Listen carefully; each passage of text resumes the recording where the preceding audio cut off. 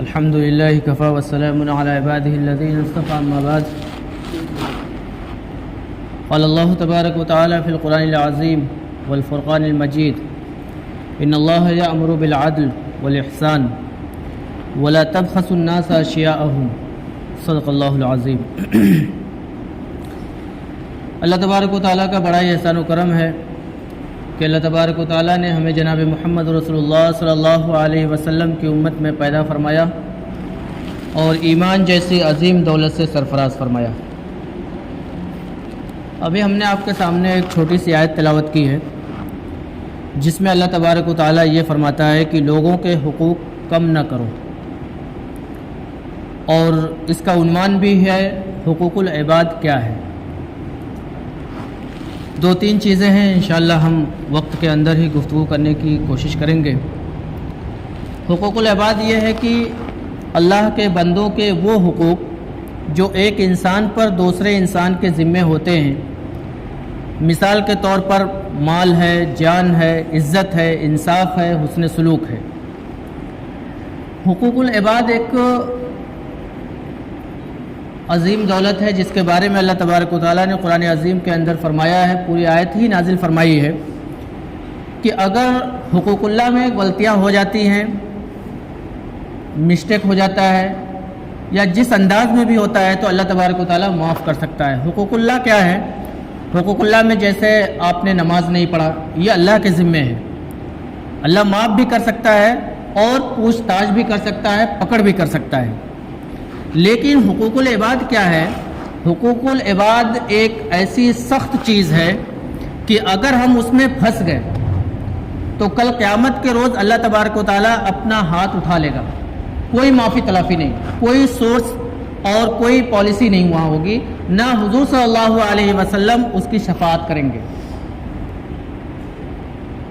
حقوق العباد میں بہت ساری چیزیں ہیں، کچھ اہم چیزیں ہم بیان کرنے کی کوشش کریں گے، جیسے کہ مال ہے، کسی کا پیسہ ہم نے لے لیا۔ ایک ایگزامپل میں بتا رہا ہوں کہ 10,000 میں نے کسی سے روپے لے لیا اور میں نے اس سے وعدہ کیا کہ میں آپ کو اگلے مہینے وہ 10,000 ادا کر دوں گا، لیکن اس نے مجھے پیسہ کیوں دیا؟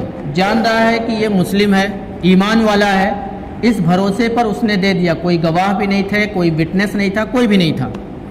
لیکن جب اگلا مہینہ ہوا تو وہ آدمی ہم سے مانگ کرتا ہے، بھائی میرا پیسہ دے دیجئے۔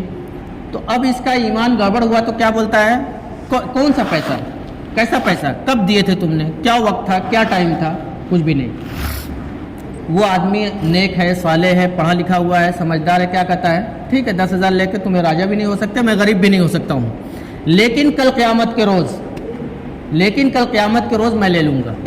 اور کل قیامت کے روز آپ پیسے روپے تھوڑی دیں گے، آپ تو جو نیکیاں آپ کے اندر ہے نہیں وہ اللہ تبارک و تعالیٰ ٹرانسفر کر دے گا۔ یہ سب میں اپنی زبانی باتیں نہیں کر رہا ہوں، یہ اللہ کی بتائی ہوئی باتیں بتا رہا ہوں۔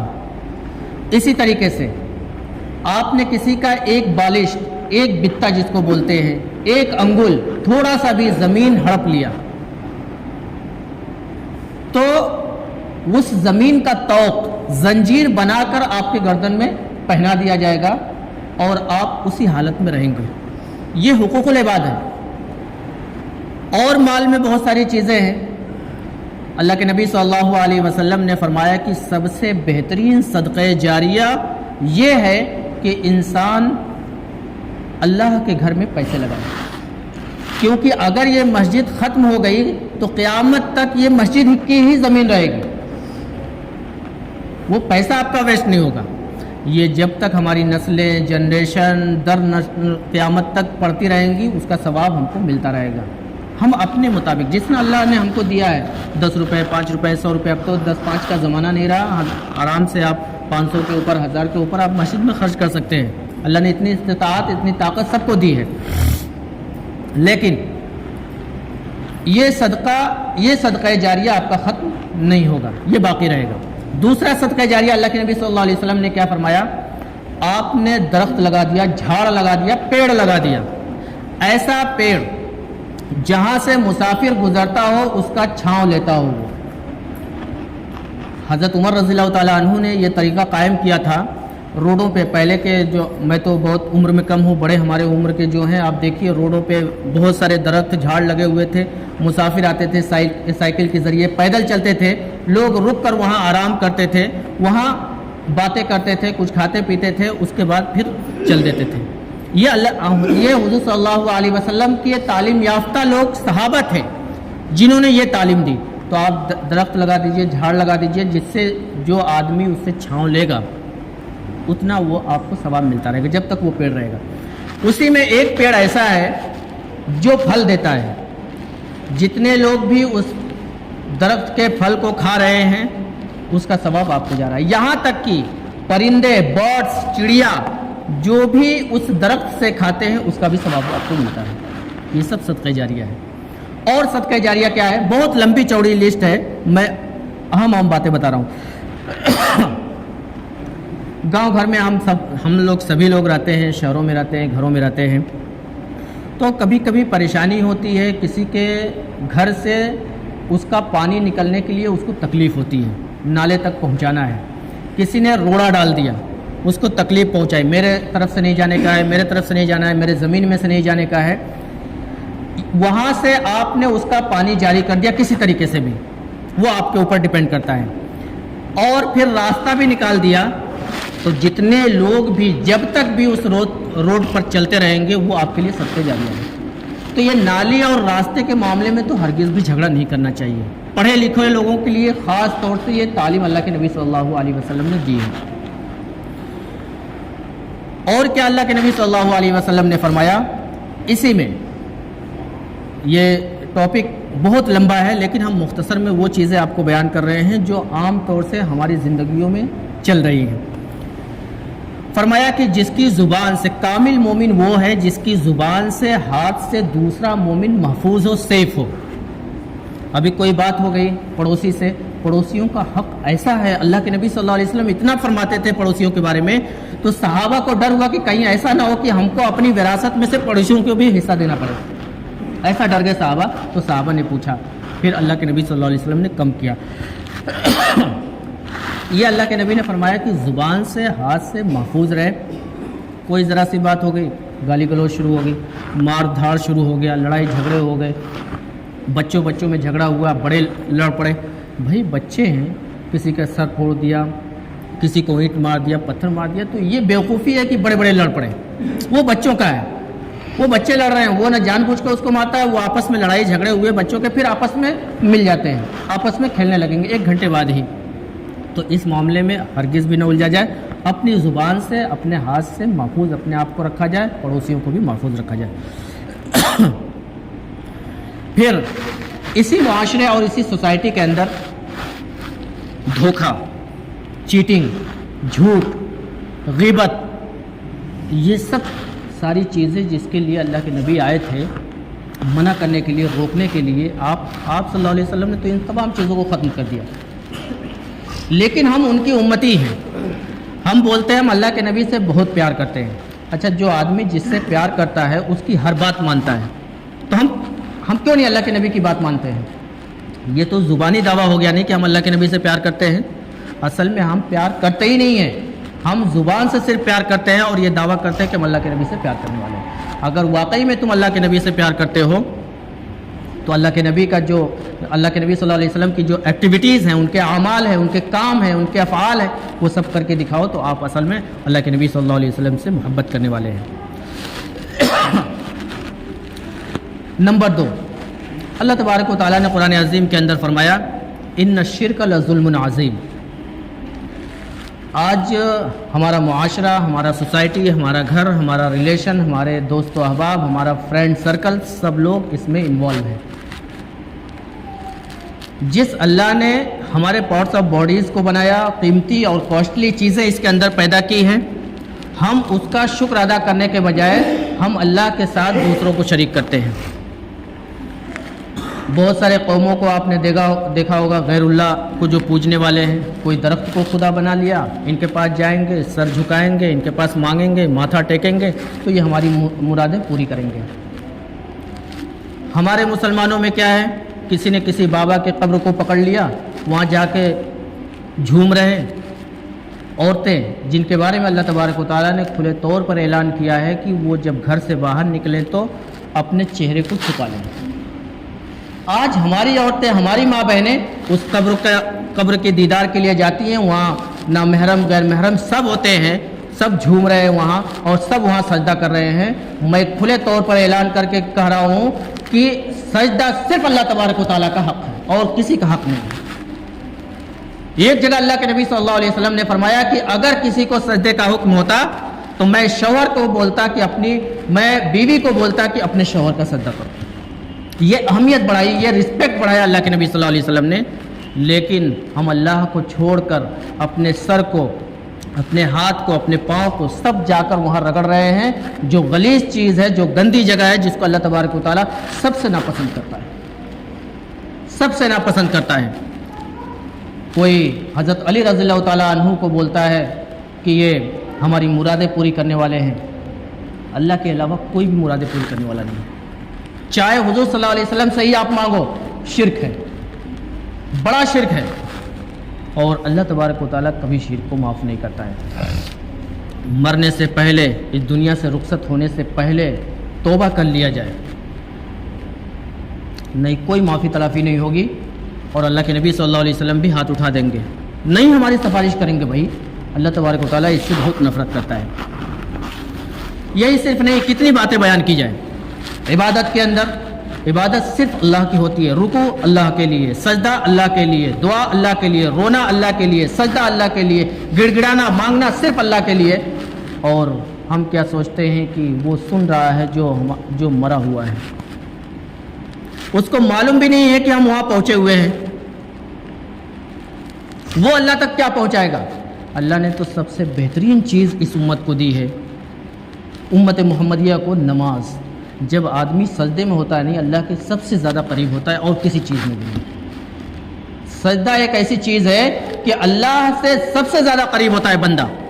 مانگ لو، سجدے میں مانگ لو، ہاتھ پھیلا کر مانگ لو، رو کر مانگ لو، گڑ گڑا کر مانگ لو، ہر حال میں اللہ سے مانگ لو، اللہ پوری کرے گا. کوئی ضروری نہیں ہے کہ فوراً ہی پورا کر دے. جو چیز اللہ ہمارے لیے مناسب سمجھتا ہے کہ یہ اس کے لیے بہتر ہے، وہی چیزیں ہمارے لیے قبول کرتا ہے. لیکن آپ کو یہ بھی ایک اہم بات بتا دوں کہ ہماری کوئی بھی دعائیں بیکار نہیں ہوتی ہیں، سب آخرت کے لیے اسٹور کر کے اللہ تبارک و تعالیٰ رکھتا ہے. جب ہم وہاں جائیں گے نہیں تو اللہ سب ہمارے سامنے کھول کے رکھ دے گا. ہم کہیں گے اللہ تبارک و تعالیٰ یہ کیسا؟ بولے گا جو دعائیں تم نے مانگی تھی سب ہم نے قبول کر کے یہاں آخرت کے لیے رکھا ہے. تو وہ بندہ کیا تمنا کرے گا؟ اے اللہ کاش کی دنیا میں میری کوئی بھی دعا قبول نہیں کی. تو ہم اللہ سے کیوں نہیں لو لگائیں؟ جس طریقے کو اللہ کے نبی صلی اللہ علیہ وسلم نے بتلایا ہے، یہ سب چیزیں چھپانے والی نہیں ہیں. ہمارے علماء، ہمارے امام، میں کھلے طور پر اس بات کا اعلان کر رہا ہوں کہ ہمارے جو اس ممبر سے جو تقریر کرنے والے ہیں، جو قرآن حدیث کی باتیں سنانے والے ہیں، خاص طور سے 3-4 ٹاپک کو تو بالکل ہی مضبوطی کے ساتھ پکڑیں. ایک تو شرک، ایک سود اور لین دین، اور پھر اسی طریقے سے حقوق العباد. بہت سارے ٹاپک ہیں، لیکن یہ جو ہمارے معاشرے اور سوسائٹی میں ان سب چیزوں پر گفتگو اور باتیں ہونی چاہیے. ان سب چیزوں پہ باتیں ہونی چاہیے. ہمارا ایمان دن بدن گھٹتا ہوا چلا جا رہا ہے. کیوں؟ کیونکہ ان سب چیزوں پہ باتیں ہی نہیں ہو رہی ہے. ہم سوچ رہے ہیں نماز پڑھ لیے، روزہ رکھ لیے، حج کر لیے، زکوٰۃ کر لیے، غریبوں کا امداد کر دیے، مسجد بنوا لیے، یہی سب. لیکن یہ حقوق العباد کہاں جائے گا؟ پڑوسیوں کا حق کہاں جائے گا؟ میاں بیوی کے حقوق کہاں جائیں گے؟ ماں باپ کے حقوق کہاں جائیں گے؟ دوست و احباب کے حقوق کہاں جائیں گے؟ اب بچ نہیں سکتے ہیں. پھر کسی بھی قبر پر جا کر آپ ان کو مشکل کشا سمجھنا، یا کوئی زندہ ہے، یقیناً وہ اللہ کا ولی ہو سکتا ہے. ولی مینس اللہ کا دوست، اللہ کا فرینڈ. ہم بھی اللہ کا دوست اور فرینڈ بن سکتے ہیں اپنے اعمال کے ذریعے، اپنے اچھائی کے ذریعے، برائی کو چھوڑ کر. کوئی بھی بن سکتا ہے، کسی کے لیے کوئی باؤنڈیشن نہیں ہے، کوئی بھی بن سکتا ہے، لیکن اللہ سے محبت کرنے والا ہو تو. ایک آخری بات، اللہ تبارک و تعالیٰ نے قرآن عظیم کے اندر فرمایا یوصیکم اللہ فی اموالکم فی اولادکم.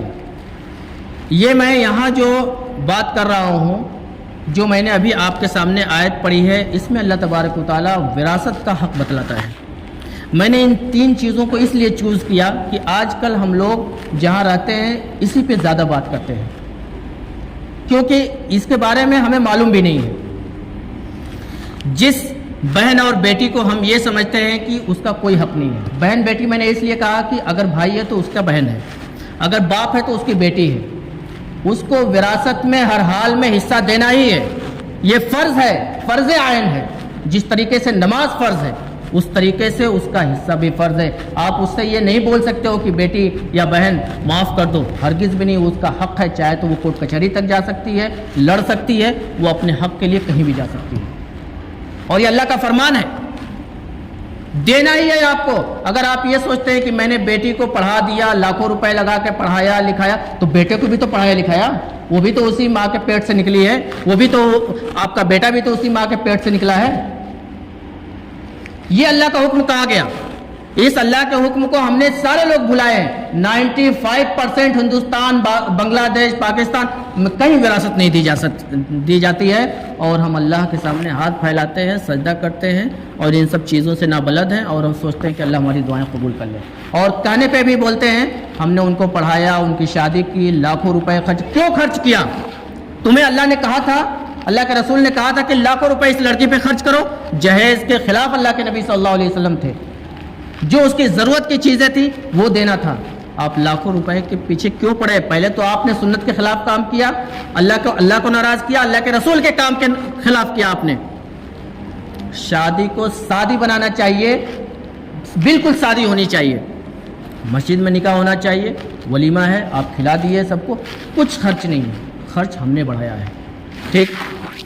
پھر اس کے بعد فرمایا کہ اگر کسی نے اپنی بیٹی یا بھائی نے اپنے بہن کا حصہ نہیں دیا تو جب تک کہ اس کے مال میں سے کھا رہا ہے، اس کا بھی اپنا مال ہے اور اس کے بہن کا بھی مال ہے، جب تک وہ زندہ رہے گا اور کھاتا رہے گا، وہ حرام مال کھا رہا ہے، وہ اپنے بہن پر ظلم کرنے والا ہے۔ اگر باپ نے نہیں دیا ہے تو باپ بھی ظالم ہے، اور ظالم کی سزا اللہ کے پاس جانتے ہیں کیا ہے؟ وہ توق میں اس کو باندھ کر جکڑ کر اس کو جہنم میں ڈال دیا جائے گا۔ تو بیٹیوں کے معاملے میں اور بھائیوں سے جو ان کی بہنیں، اس معاملے میں آپ سوچیں، غور کریں، سوچنے اور غور کرنے کی کوئی بات ہی نہیں، اللہ کے حکم کو آپ فالو کریں تو ساری کامیابی اور جو ہم اللہ سے چاہتے ہیں وہ چیزیں ہمیں حاصل ہوں گی۔ اور جب بھی ہمارے تقریر کرنے والے ہوں، جب بھی ہمارے بات کرنے والے ہوں تو آپس میں محبت کی بات کریں۔ یہ ممبر رسول ہے، ممبر رسول سے وہی حق بات بولی جائے، بہت سارے لوگوں کو کڑوی لگے گی، پسند نہیں آئیں گے، لیکن جو اللہ نے حکم دیا ہے وہ تو ہم کو سنانا ہے۔ وہ ہو جانے دیجئے، ناراض ہو جائیں، بات نہ کریں، وہ چلے گا۔ اللہ اور شریعت کے لیے اگر کوئی ناراض ہوتا ہے چلنے دو، زندگی بھر ناراض رہو، ان کو تیل اور پالش لگانے کی بھی ضرورت نہیں ہے۔ تو اس ممبر رسول سے آپ محبت کی بات کریں، اللہ اور اس کے رسول کی بات کریں۔ اللہ تبارک و تعالیٰ سے دعا ہے کہ اللہ تبارک و تعالیٰ ہمیں اللہ اور رسول کے حکم پر چلنے کی توفیق عطا فرمائے۔ وآخر دعوانا الحمدللہ رب العالمین۔